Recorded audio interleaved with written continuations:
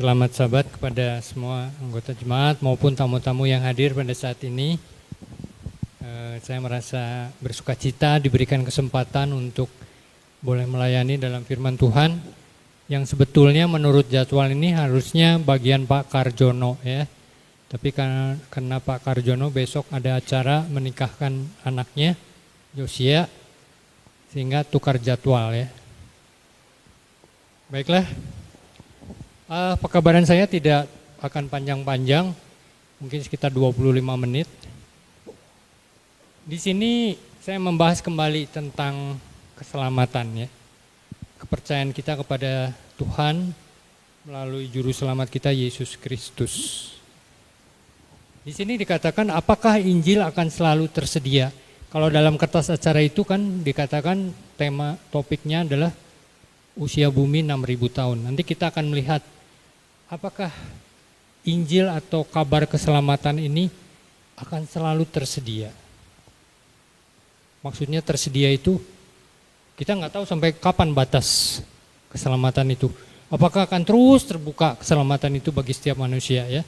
Nanti kita akan mempelajarinya. Keselamatan adalah janji ilahi yang terbentang sepanjang sejarah. Dimulai dengan firman Tuhan di kitab Kejadian, ini adalah kisah tentang kasih penebusan dan rencana abadi Allah bagi umat manusia. Jadi kalau kita mempelajari firman Tuhan, khususnya dari kitab Kejadian, kita melihat bagaimana Allah itu menciptakan apa? Bumi kita, menciptakan alam semesta, menciptakan orang tua kita yang pertama, Adam dan Hawa. Dan bagaimana kisah itu terus berkembang sepanjang 66 kitab dalam perjanjian lama dan perjanjian baru hingga nanti ditutup dalam kitab Wahyu.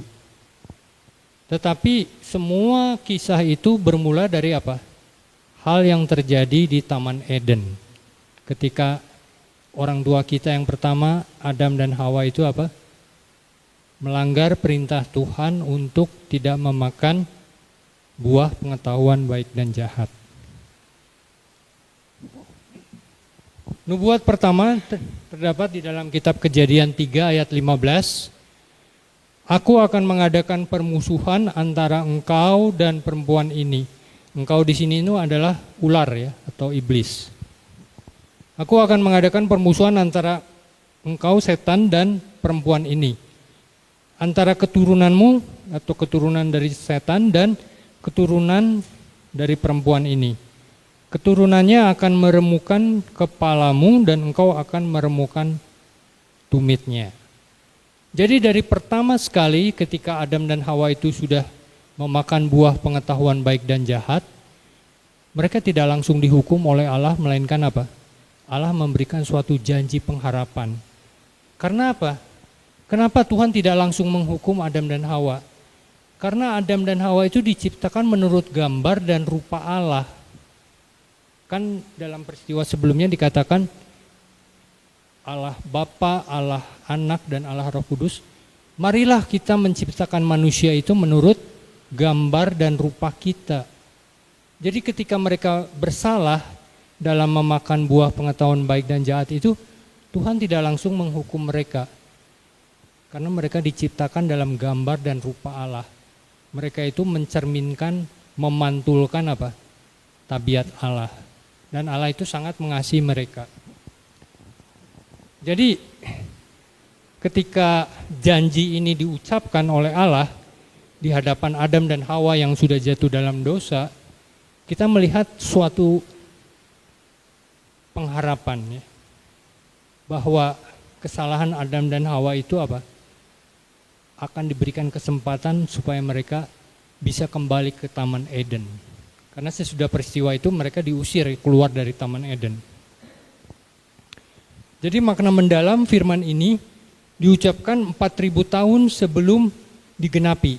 Adalah nubuat pertama tentang kedatangan Juru Selamat. Ini adalah fondasi dari seluruh rencana keselamatan Tuhan. Jadi saya sempat diskusi ketika membuat PowerPoint atau materi ini dengan Kevin ya, juga dengan Raymond. Jadi saya bertanya, kenapa harus 4.000 tahun? Allah anak atau Yesus Kristus itu hadir di bumi kita. Kenapa enggak 1.000 tahun atau 2.000 tahun atau 3.000 tahun gitu? Kenapa harus 4.000 tahun? Dan mereka pertama kali ketika saya tanya itu mereka bilang enggak tahu jawabannya gimana. Lalu saya kasih petunjuk begini. Coba pikirkan mengenai patung Nebukadnezar. Ada yang masih ingat patung mimpi yang dialami Nebukadnezar? Apa itu mimpinya? Ada yang ingat? Raja itu melihat apa? Satu patung yang terdiri dari bermacam-macam unsur logam. Kepalanya dari apa? Dadanya? Perut? Tembaga atau perunggu? Bagian betis atau paha? Besi? Dan jari-jari kaki campuran besi dan tanah liat. Jadi hanya dengan memperhatikan unsur-unsur yang ada dalam patung ini, kita tahu posisi kita di dalam garis waktu. Dan Ellen White sendiri mengatakan bahwa masalah dosa ini hanya diberikan waktu selama berapa lama? 6.000 tahun saja. Jadi ketika 6.000 tahun ini berakhir dan kita akan memasuki tahun yang ke-7.000, masalah dosa ini harus selesai. Jadi Tuhan memberikan kesempatan kepada Lucifer 6.000 tahun untuk mengembangkan agendanya. Katanya Lucifer bilang, kami ini makhluk yang kudus, kami ini para malaikat, nggak perlu aturan Tuhan. Bahwa Tuhan itu apa? Mementingkan diri. Tuhan itu hanya ingin disembah oleh ciptaannya. Jadi dia melontarkan tuduhan-tuduhan yang merupakan fitnah kepada tabiat Allah. Makanya Allah memberi apa? Kesempatan, kuberikan waktu 6.000 tahun untuk engkau mengembangkan agendamu.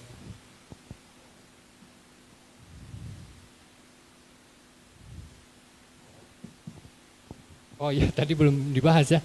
Kenapa harus 4.000 tahun bahwa Mesias itu harus lahir di tengah-tengah manusia, menjelma menjadi daging, menjadi manusia? Karena apa? Atau begini, pada zaman apa Kristus itu lahir? Dari tadi yang emas, perak, tembaga, besi. Pada zaman apa Kristus lahir? Pada zaman besi, pada zaman kekaisaran Romawi. Lalu kita melihat di sini apa yang terjadi dengan kekaisaran Romawi. Dia itu dilambangkan dengan besi. Besi itu artinya apa? Menghancurkan segala sesuatu. Berbeda dengan emas, perak, dan tembaga. Besi ini menghancurkan segala sesuatu. Dan dalam peradaban manusia, kekaisaran Romawi ini adalah suatu kekaisaran yang sangat merendahkan nilai manusia. Perbudakan merajalela ya. Maksudnya pembelian, jual beli budak itu merajalela. Kita tahu kisah bagaimana Tuhan Yesus dijual oleh Yudas dengan 30 keping perak. Itu adalah harga seorang budak. Pada zaman itu ketika seseorang yang mau membeli budak bisa datang ke pasar budak lalu membeli budak seharga 30 keping perak. Tapi kemudian kita melihat ketika Allah Bapa, Allah Anak, dan Allah Roh Kudus ini merancangkan bahwa Yesus itu harus turun ke bumi ini ketika bumi kita sudah berusia 4.000 tahun. Bisa dipahami?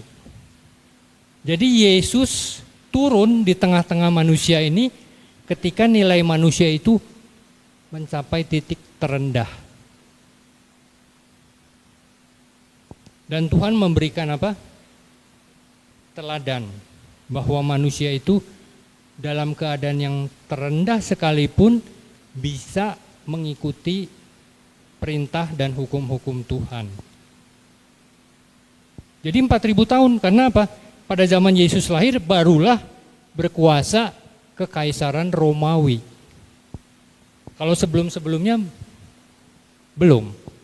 Itu salah satu alasan mengapa Yesus lahir 4.000 tahun setelah kejatuhan Adam dan Hawa. Dalam Lukas 2 ayat 10 sampai 12 ini diceritakan bagaimana ketika Tuhan itu lahir di bumi ini. 4 milenium kemudian, janji itu diwujudkan di bukit-bukit di Bethlehem.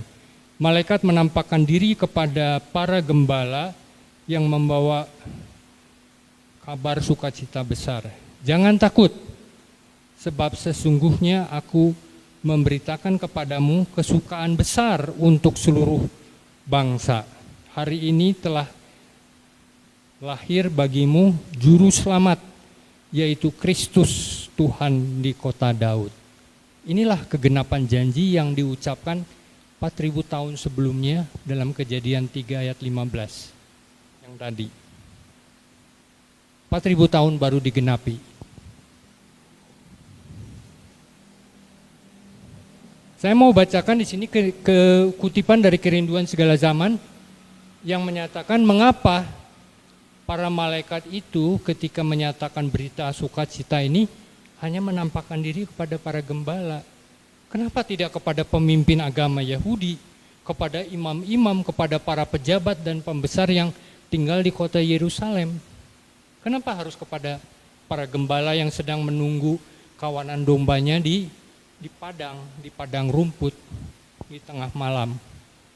Dikatakan di sini, para malaikat datang ke negeri di mana kemuliaan Allah telah dinyatakan dan cahaya nubuatan telah bersinar. Para malaikat datang tanpa terlihat ke kota Yerusalem kepada para guru-guru firman Allah dan para imam-imam, kepada Imam Zakaria ketika dia melayani di depan mezbah waktu kedatangan Kristus yang telah dinyatakan. Pembuka jalan Yohanes Pembaptis telah lahir di mana misinya dikuatkan oleh mujizat dan nubuatan. Kabar tentang kelahiran Mesias dan makna indah dari misinya telah disebarkan.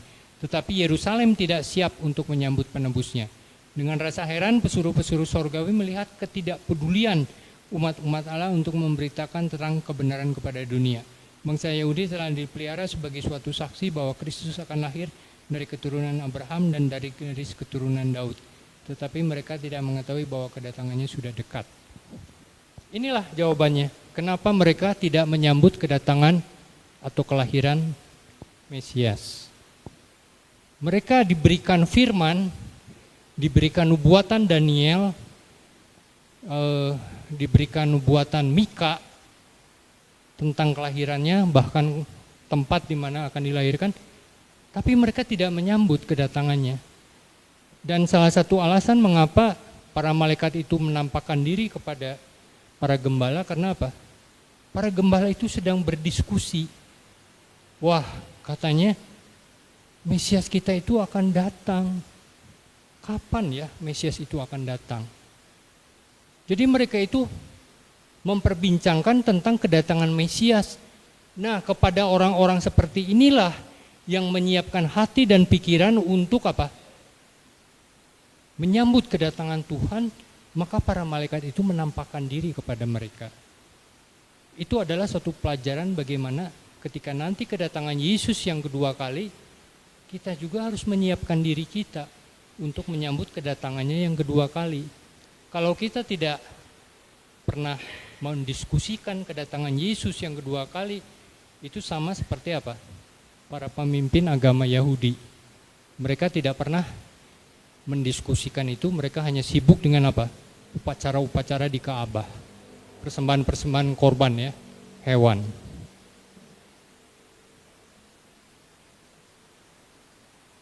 Ini yang tadi saya katakan, waktu yang tepat, yaitulah pada zaman Kekaisaran Romawi. Mengapa Tuhan menunggu 4.000 tahun? Kelahiran Yesus Kristus terjadi di masa Kekaisaran Romawi yang dilambangkan sebagai betis besi dalam mimpi Nebukadnezar, yaitu Daniel 2 ayat 40. Sesudah itu akan ada suatu kerajaan yang keempat, yang keras seperti besi, tepat seperti besi yang meremukan dan menghancurkan segala sesuatu. Jadi salah satu ciri dari kekaisaran Romawi itu adalah apa? Dia menghancurkan musuh-musuhnya. Dan dia sikap atau sifatnya itu keras ya. Berbeda dengan unsur-unsur logam yang sebelumnya. Jadi pada zaman inilah Yesus turun dan menjelma menjadi manusia.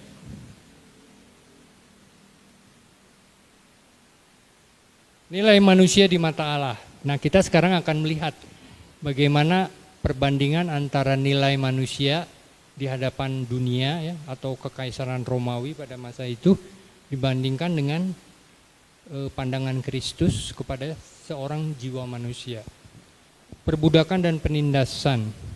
Pada zaman Romawi, nyawa manusia tidak ada artinya. Dengan banyaknya perbudakan, ini adalah titik terendah bagi kemanusiaan.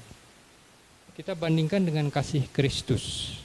Dalam satu peristiwa di mana ketika Yesus menyeberang Danau Galilea bersama murid-muridnya menuju ke satu tempat yang bernama Gadara ya, Gerasa atau Gadara, disambut dengan orang yang dirasuk setan. Kemudian roh-roh jahat yang tinggal di dalam orang itu ternyata disebut apa? Legion, karena jumlahnya banyak. Jadi roh jahat yang masuk ke dalam diri orang itu tuh banyak ya, legion. Legion itu satu istilah dalam ketentaraan Romawi, itu unsurnya kurang lebih 6.000 pasukan. Jadi roh jahat yang masuk ke dalam diri orang di kuburan di Gadara itu mungkin 6.000 ya, roh jahat itu. Lalu di sini ada satu peristiwa yang menarik. Ketika apa? Ketika roh-roh jahat itu berbicara dengan Yesus, izinkan kami masuk ke dalam babi. Dan babi di sekitar tempat itu ada jumlahnya 2.000 ekor. Lalu apa respon Tuhan? Masuk, silakan masuk. Jadi roh itu keluar dari tubuh orang yang dirasuk setan ini, lalu masuk ke dalam babi-babi yang jumlahnya 2.000 ekor. Saya pernah pintas menghitung. Misalnya satu ekor babi ya, 5 juta rupiah. Kurang lebih ya, 5 juta rupiah. Ada 2.000 ekor. Kalikan saja 2.000 ekor kali 5 juta.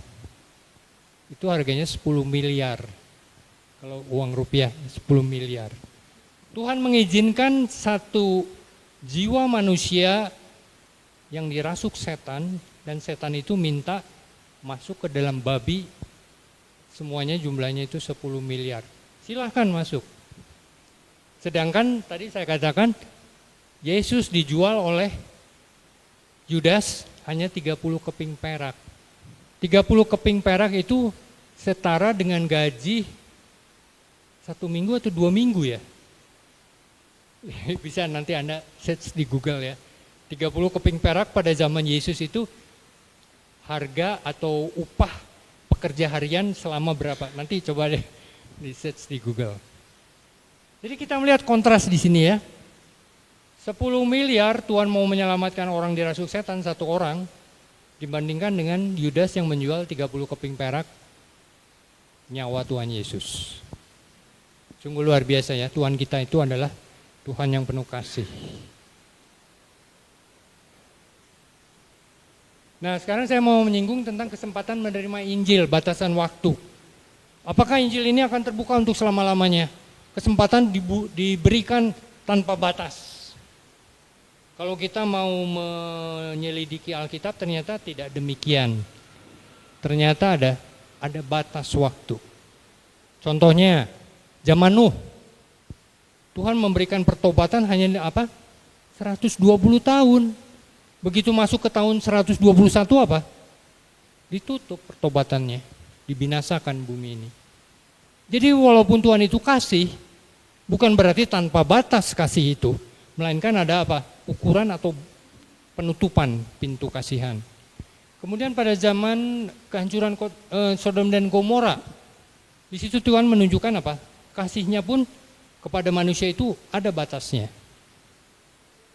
Ketika manusia itu terus memberontak, melakukan perbuatan-perbuatan jahat, kesempatan itu tidak selamanya terbuka untuk bertobat.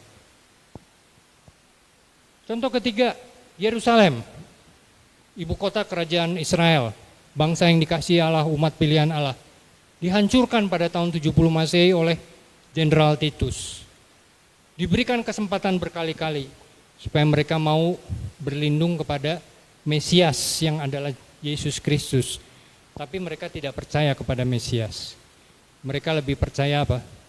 Memotong korban, melakukan persembahan korban upacara-upacara di Ka'bah.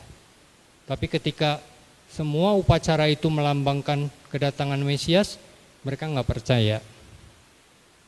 Tahun 70, Ka'bah yang mereka bangga-banggakan, tempat mereka mempersembahkan korban setiap hari, dihancurkan oleh Romawi, oleh Jenderal Titus. Jadi dari 3 contoh ini kita melihat apa? Batas atau kasih Tuhan itu ada batasnya. Kita jangan beranggapan bahwa kasih Tuhan, wah Tuhan itu kasih, jadi saya melakukan pelanggaran dosa, nanti saya diampuni. Itu adalah suatu anggapan yang dosa takabur ya, presumption, dosa takabur.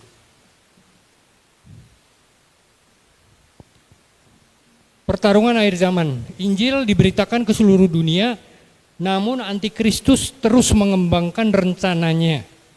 Agenda-agenda jahat seperti ID digital, vaksinasi, nanopartikel, transaksi keuangan digital, dan hukum hari Minggu dipersiapkan untuk menjerat manusia. Ini adalah agenda setan atau agen-agen setan untuk kita akhir zaman. Kita mendengar berita-berita, wah nanti nggak ada lagi uang tunai, semua transaksi harus digital. Kemudian kita juga KTP kita nanti diganti semuanya dengan ID digital. Satu KTP berlaku untuk semua, untuk akun bank, untuk kesehatan, untuk transportasi, untuk segala macam. Dan puncaknya itu adalah apa? Kesucian hukum hari Minggu.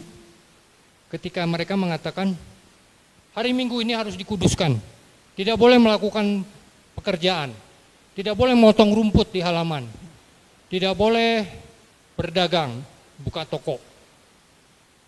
Puncaknya itu adalah kesucian hari Minggu yang melawan kepada apa? Kesucian hari Sabat, hari ke-7. Jadi manusia itu apa?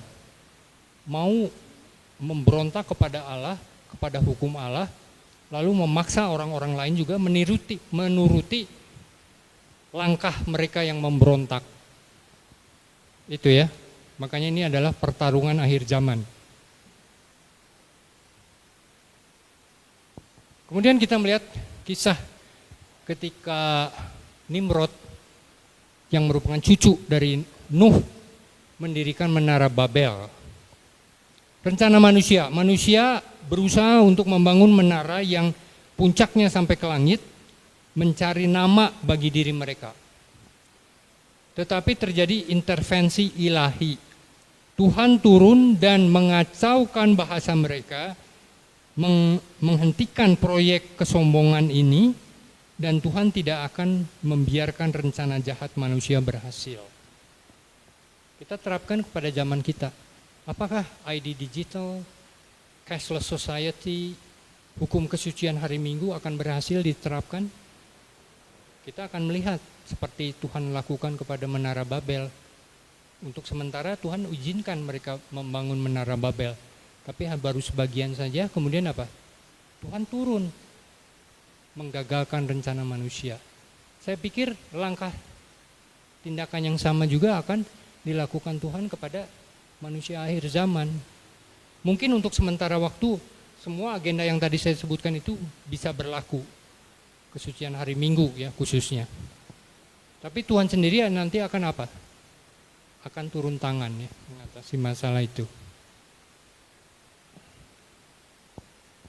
Kembali kepada patung Nebukadnezar tadi, zaman akhir yaitu jari-jari kaki patung Nebukadnezar.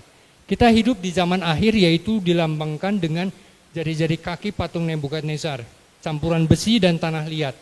Ini adalah waktu kerapuhan dan kekuatan yang saling bertentangan. Daniel pasal 2 ayat 44 sampai 45, Allah semesta langit akan mendirikan suatu kerajaan yang tidak akan binasa sampai selama-lamanya. Kerajaan itu akan meremukkan segala kerajaan dan menghabisinya. Sebuah batu tanpa perbuatan tangan manusia akan meremukkan semua kerajaan dunia. Jadi kita melihat bagaimana posisi kita ya dalam patung itu di bagian jari-jari kaki. Kalau yang kepala emas, dada perak, perut perunggu dan paha yang terbuat dari besi itu semuanya sudah berlalu. Tapi jari-jari kaki ini apa? Kita hidup sekarang ini. Jadi hanya dengan melihat satu ayat, satu nubuatan ini, kita tahu posisi kita ini di bagian penghujung dunia ini. Tinggal menunggu batu yang datang tanpa perbuatan tangan manusia dan menimpa jari-jari kaki itu sehingga seluruh patung itu hancur. Mulai dari kaki terus sampai pada emas ya. Ini artinya apa? Hanya dengan melihat posisi kita dalam garis waktu, kita tahu kita ini hidup di akhir zaman. Kita ini manusia akhir zaman. Kita ini hidup 2000 tahun setelah pemberitaan Injil keselamatan di dalam Yesus. Karena tahun kita kan tahun Masehi kan tahun 2026. Itu dihitungnya dari tahun kelahiran Yesus. Kelahiran Yesus tahun 1 Masehi.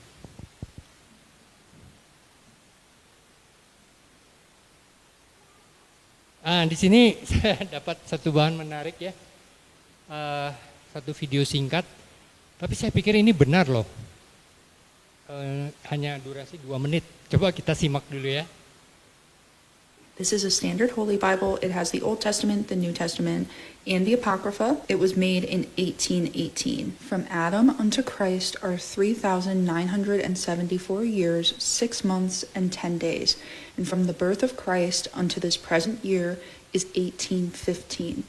Then the whole sum and number of years from the beginning of the world unto this present year of our Lord God 1815 are 5,789 years, 6 months, and the said odd 10 days. And it lists the creation date 4004 BC. Here's my 1863 Cassell Publishing House Bible. And again, right at the front, the creation date is 4004 BC. 4004 BC, the date of creation, to the year that they were writing or editing the Bible, 1815, was 5,789 years, 6 months, and 10 days. And since then, it's been 211 years. 2026 is the 6,000th year.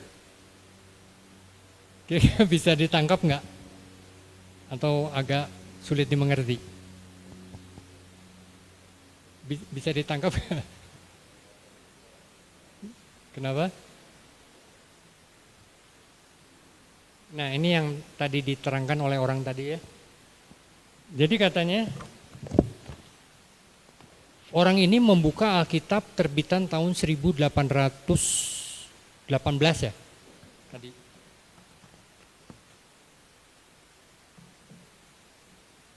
Jadi dia membuka Alkitab kuno tahun 1818. Dikatakan Alkitab ini diterbitkan oleh Cassell Publishing House dan ada lampiran atau suplemen.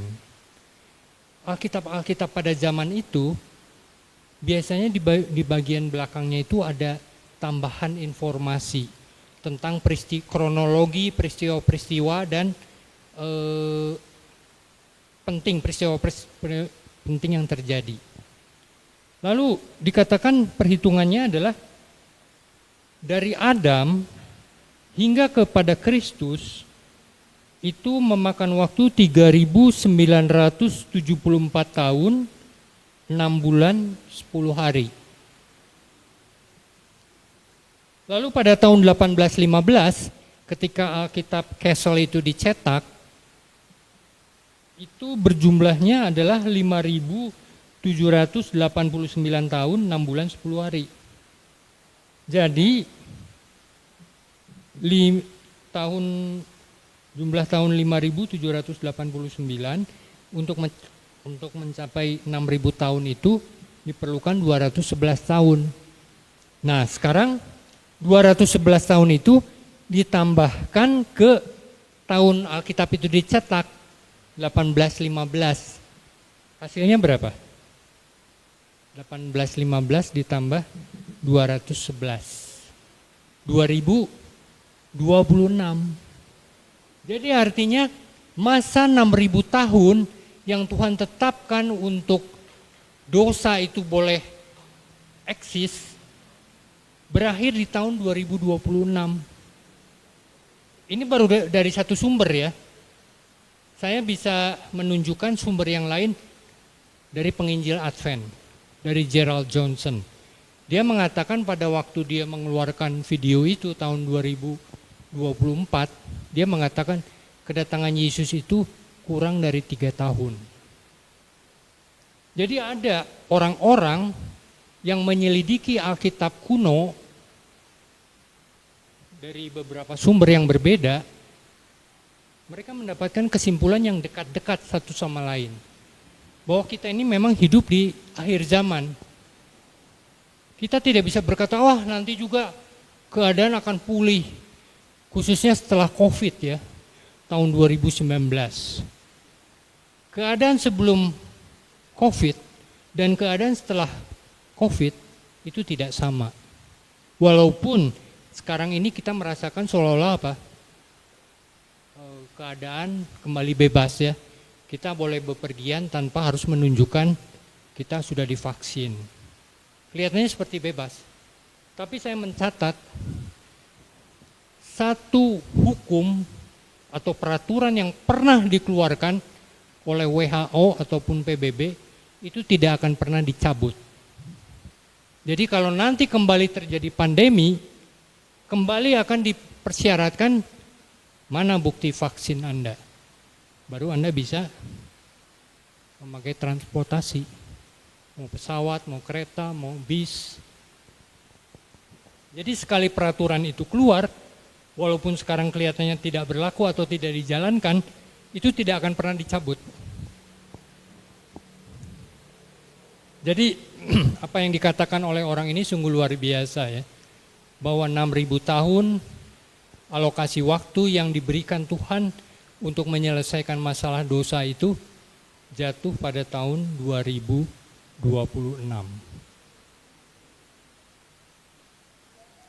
Persiapan untuk kedatangan Tuhan, waktu yang singkat. Kesempatan untuk pertobatan akan segera ditutup. Beberapa interpretasi Alkitab menunjukkan bahwa kita mendekati akhir dari 6.000 tahun sejarah bumi. Kita hidup di penghujung zaman akhir. Marilah kita bersiap dalam menyambut kedatangan Tuhan dengan hati yang murni dan iman yang teguh. Saya pikir itu saja pekabaran saya pada siang Sabat ini. Kiranya Tuhan memberkati kita semua. Amin.